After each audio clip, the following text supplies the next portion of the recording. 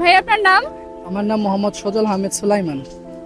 সজল আহমেদ সুলাইমান। নাম কে রেখেছে, বাবা না মা? সুলাইমান রেখেছে আমার বাড়ি থেকে, আর সজল রেখেছে আমার নানির বাড়ি থেকে। তো সজল ভাইয়া আপনি কি করেন? Currently I am taking preparation of ice. দেশের বাইরে যাবেন?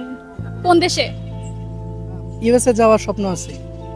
এটা কি হায়ার এডুকেশনের জন্য নাকি কোনো মানে অন্য পারপাস? না, it's for higher education. Good.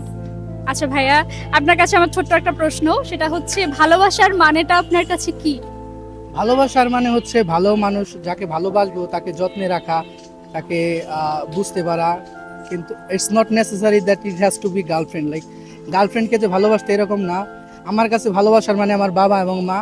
আর আমি এই পৃথিবীতে 5জন মানুষকে সবচাইতে ভালোবাসি। সেটা হচ্ছে 1 নাম্বার হযরত মুহাম্মদ সাল্লাল্লাহু আলাইহি ওয়াসাল্লাম, 2 নাম্বার মাওলা আলী মুশকিল কুশা, 3 নাম্বার হচ্ছে হাসান আল ইসলাম, 4 নাম্বার হচ্ছে হুসাইন আল ইসলাম, আর একটা হচ্ছে মা ফাতেমা।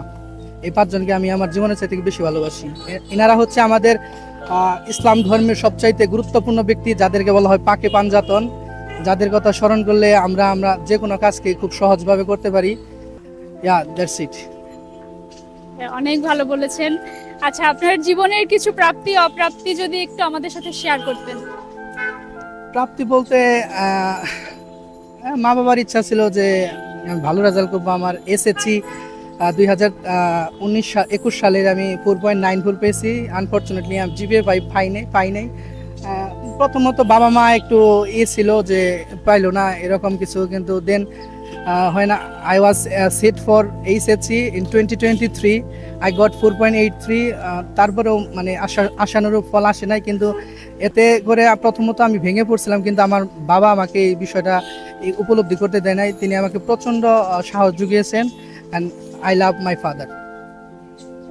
এটাই, ভেঙে পড়া যাবে না জীবনে। যতবার ভেঙে পড়বেন ততবারই ভালো কিছু আপনার জন্য অপেক্ষা করবে, যদি না আপনি সেই সময়টাকে ওভারকাম করতে পারেন। জি জি আপু, সেটাই। আচ্ছা ভাইয়া, অনেক ধন্যবাদ আপনাকে।